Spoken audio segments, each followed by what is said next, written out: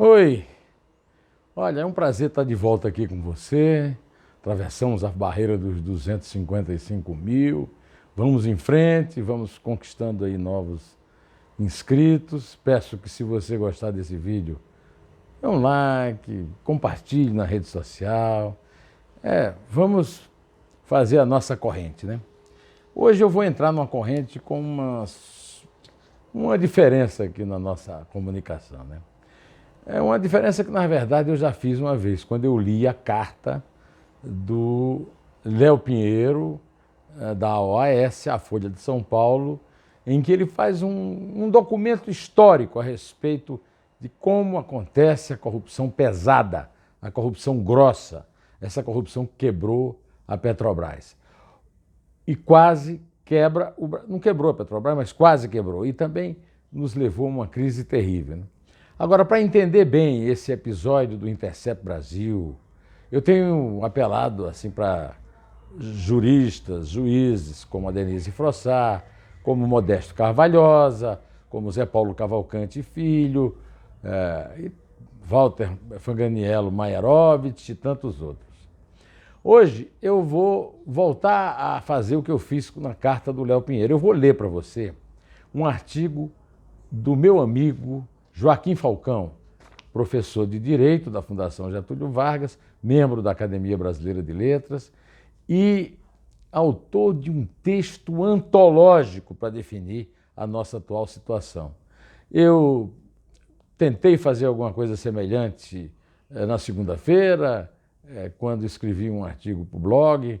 O artigo está lá, se chama O Folclore da Firula, mas estou muito longe do show de lógica, de exposição de fatos e ideias que o Joaquim conseguiu. Por isso eu peço licença ao Joaquim, sem pagar direitos autorais, e a você para ler aqui para você o texto que o Globo publicou hoje, na página 3. E a cocaína? Importante gaúcho e respeitado ministro aposentado do Supremo contou-me esta história. Talvez possa trazer alguma luz sobre o debate sobre a Lava Jato. O Supremo julgava um traficante de drogas, preso com 30 ou mais quilos de cocaína. Não lembro bem, uma enormidade. Na apreensão, ou durante o processo, uma autoridade teria cometido ato duvidoso diante da lei. A defesa argumentou ofensa no princípio de devido processo legal, donde in dubio pro réu, o latim, na dúvida, a favor do réu. O debate no Supremo caminhava rotineiramente para a soltura e absolvição do traficante preso. Quando, surpresa, um ministro perguntou a seus colegas: e a cocaína? O que fazemos com os mais de 30 quilos apreendidos? Se não houve crime, há que devolvê-lo a seu legítimo proprietário, o traficante. O Estado não poderia confiscá-la com base em eventual equívoco processual da autoridade coautora, pelo menos naquele processo e por aquele motivo. A analogia é inevitável. O que fazer com a corrupção? Devolvê-la aos corruptos? O que se faz com as provas provadas? Com os dólares do apartamento do ex-ministro Gedel Vieira? Com a mala do dinheiro do Rocha Loures? Com as contas não declaradas na Suíça? Com ilícitos recursos já devolvidos? Com as confissões confessadas? Perícias confirmadas? A quem devolver? À sociedade? Dificilmente vai se combater a corrupção com processos individualizados. O decisivo são as estratégias sistêmicas. A legislação processual e o formalismo interpretativo alimentam a irresponsabilização judicial. O excesso de devido processo legal é uma doença, inchaço, patologia, é o processualismo. Esse processualismo tem efeito reverso. É como o muito receitar de antibióticos. O corpo cria defesas. De tantos incidentes processuais, a corrupção cria também defesas. Longe de viver sem o processo legal devido e o pleno direito de defesa. Ao contrário, mas seu inchaço não nos leva à saúde da democracia. Quem transforma o saudável direito processual em patológico processualismo? A estatística, pura e simplesmente. O mero cálculo das probabilidades. São tantas, dezenas, milhares de condições exigidas pela nossa legislação processual que estatisticamente se torna altamente provável que no correr dos anos do processo se consiga adiar ou anular qualquer um. Os culpados não são apenas os infinitos recursos, agravos, embargos, despachos, petições. São as dezenas de juízes que interferem em um só processo. O juiz de primeira instância, os juízes substitutos, os desembargadores, os plenários das turmas, juízes de plantão, juiz que foi removido, outro que foi transferido, o que foi promovido, o outro que está de licença, outros tantos entraram em férias e por aí vamos. Com quantos juízes se faz um processo até o Supremo? A crença do juiz natural é apenas uma ilusão jurídica liberal. Basta um bom advogado pagar os custos da demora e pronto. O labirinto dos recursos se cruza com as dezenas de juízes em um mesmo caso. Probabilisticamente, a irresponsabilização da corrupção é tiro certo. Este processualismo não defende a sociedade. São rituais de impunidades e desigualdades judiciais. Como dizia Talleyrand, tudo em excesso torna-se insignificante. Texto brilhante, antológico, sensato, preciso e perfeito do professor de Direito Constitucional, Joaquim Falcão. Pois bem, esse texto ele reflete uma realidade cruel que nós temos, que é a realidade da ficção processual. Criam-se fantasias, exigem-se provas impossíveis. Os legisladores, em defesa própria e de seus patrões, os chefões partidários, redigem leis para não serem cumpridas. Vou dar um exemplo específico sobre o caso da segunda instância. 4 vezes de 2016 para cá foi confirmada a jurisprudência de que, em segunda instância, o juiz, um condenado de segunda instância, pode ser preso para começar a cumprir a pena por um juiz. Mas o Gilmar Mendes mudou o voto.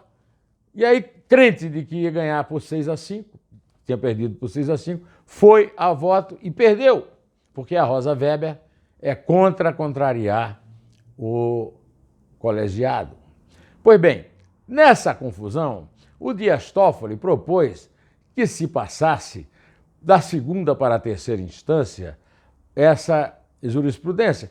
Aí o Gilmar Mendes aceitou, está tudo caminhando certo. Aí o Lula, que é o personagem principal dessa tentativa de acabar com a jurisprudência, perdeu por unanimidade um recurso na terceira instância.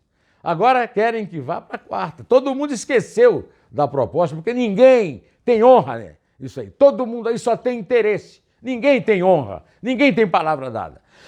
E mais, como lembra sempre o meu amigo Zé Paulo Cavalcante Filho, que foi ministro da Justiça e membro da Comissão da Verdade, em qualquer país civilizado do mundo, alguém que é condenado vai preso na primeira instância, sai do tribunal, a gente está cansado de ver isso nos filmes, e vai para a cadeia. No Brasil inventaram a segunda, aí a terceira, agora é a quarta e mais. O Lula já mandou vários recados de que só ele vai ser liberado. Não é verdade. Se o Lula for libertado numa decisão que altere essa decisão que já é protelatória de ir para a segunda instância, haverá uma verdadeira confusão processual no Brasil.